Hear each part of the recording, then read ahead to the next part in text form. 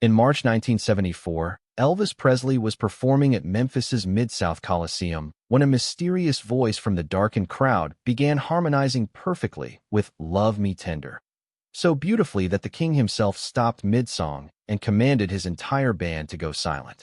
What happened next broke every rule of concert protocol as Elvis walked directly into the audience of 12,000 stunned fans, searching for this unknown singer who would change his life forever. But who was this mysterious woman, and what did Elvis whisper to her on stage that night that made her smile through her tears? The March air hangs thick with anticipation inside Memphis's Mid-South Coliseum as thousands of voices blend into a thunderous roar. Stage lights flood the circular Coliseum where Elvis Presley stands center stage, his white jumpsuit gleaming under the powerful beams. This is his hometown, his people, the faces that watched him rise from a shy kid on Alabama Street to the man they now call the king. Thank you. Thank you very much. Elvis drawls into the microphone, his voice carrying that familiar Memphis honey that's traveled the world but never forgotten its roots. The crowd settles into a reverent hush as the opening chords of "Love Me Tender" float through the Coliseum's steel rafters. This song always takes him somewhere else, somewhere softer, where the weight of fame can't quite reach.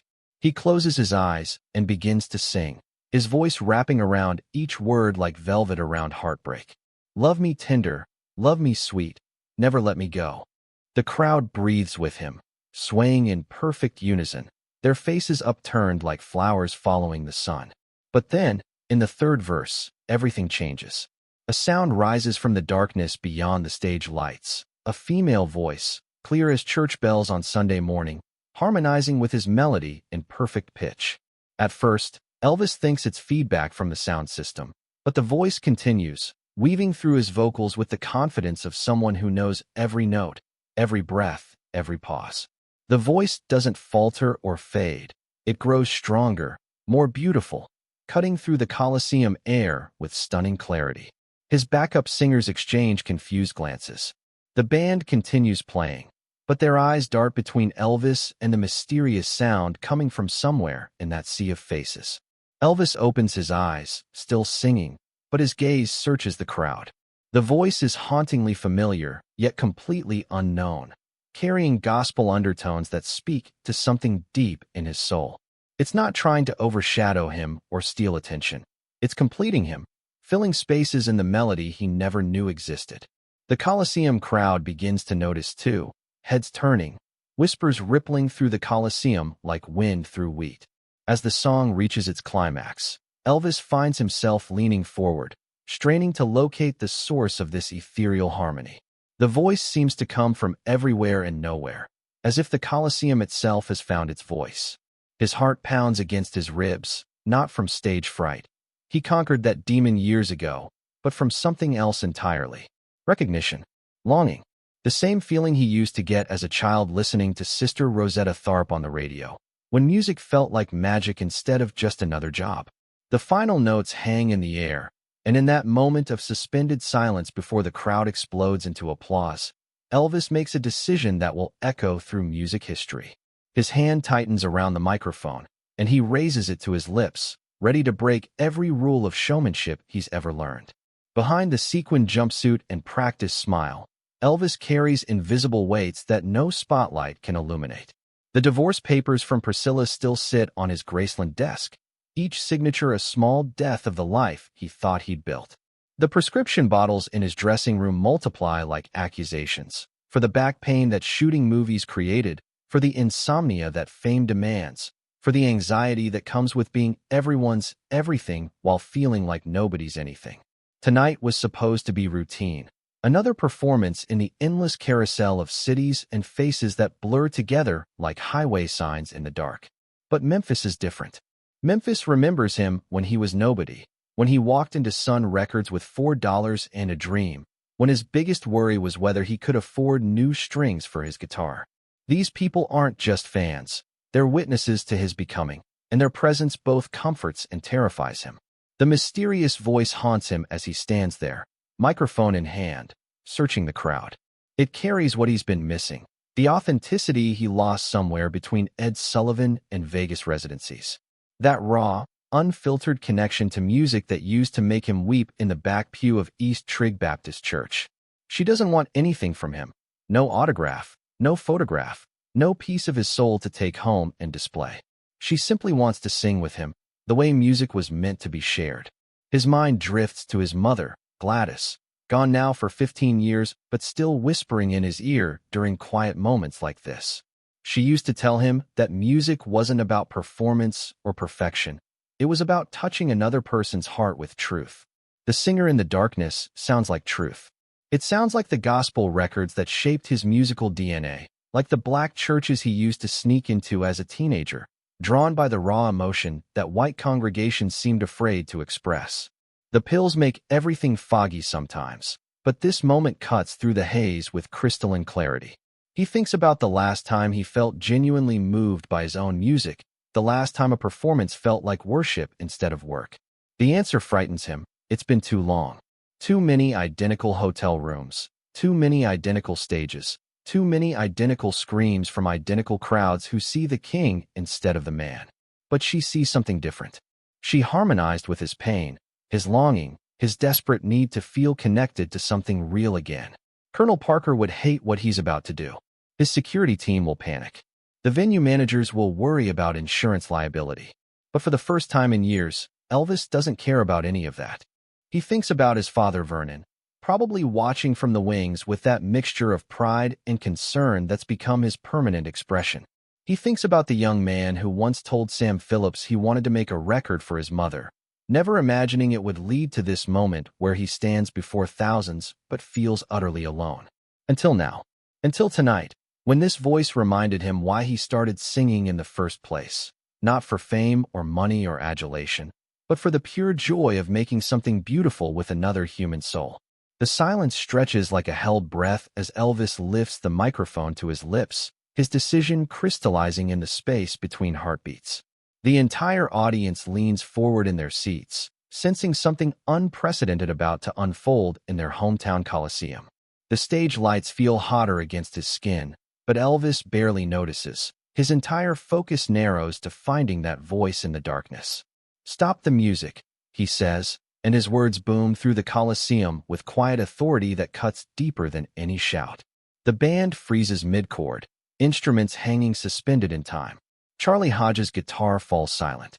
The drums stop their rhythmic pulse. Even the background singers, Kathy Westmoreland and the Sweet Inspirations, stand motionless, their mouths forming perfect O's of surprise. In 20 years of performing, none of them have ever seen Elvis halt a show mid-song. The Coliseum falls into a hush so complete that the air conditioning system becomes audible, a mechanical whisper that emphasizes the human silence below. Elvis walks slowly to the edge of the stage, his white jumpsuit catching the spotlights as he moves with deliberate purpose toward the crowd. His eyes skim the sea of upturned faces, searching for something he'll recognize when he sees it. "Ma'am."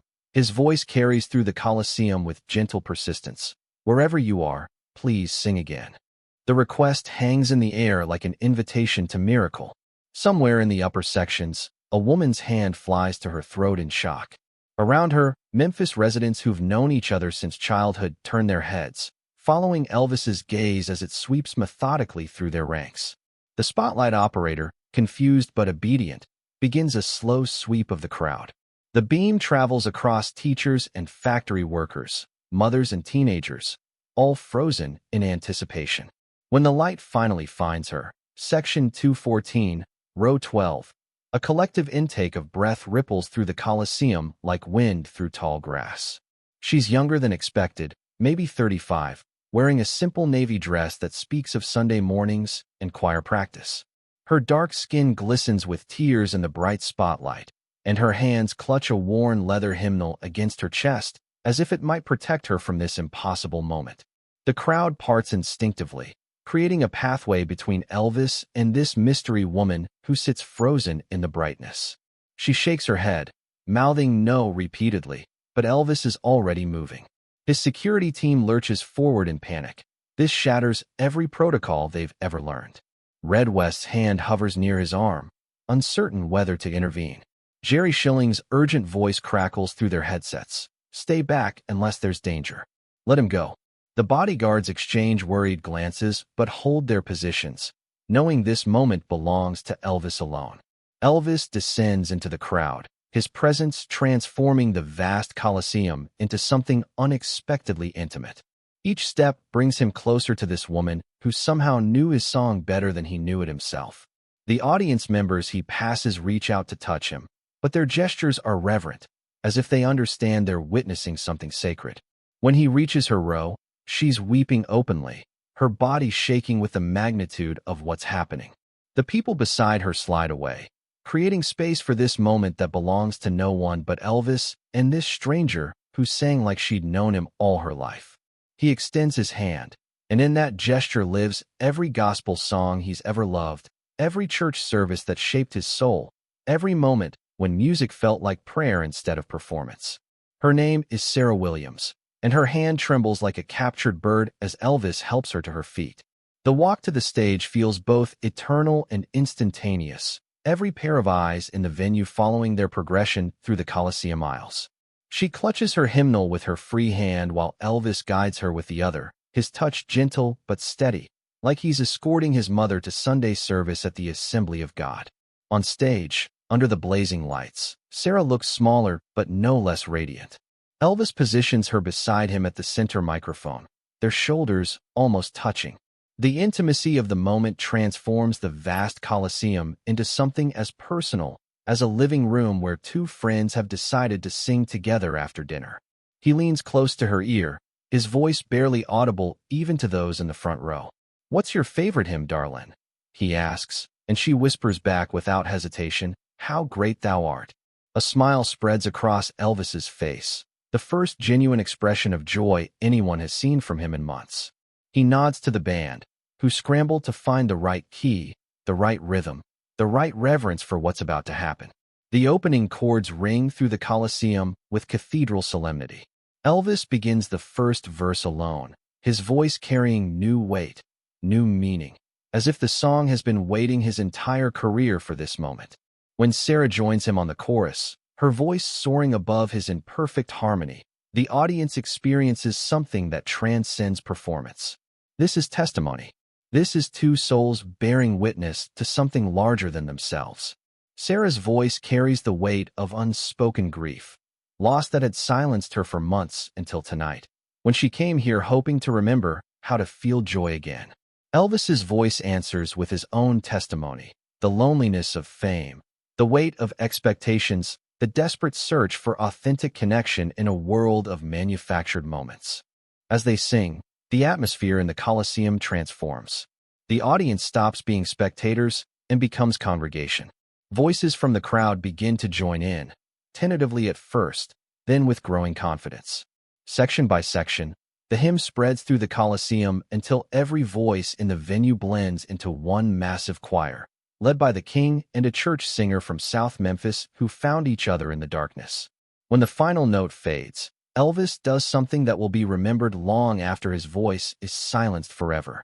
He removes the gold scarf from around his neck, the same scarf he's worn for years, the one that's caught the sweat of 1,000 performances, and drapes it gently around Sarah's shoulders.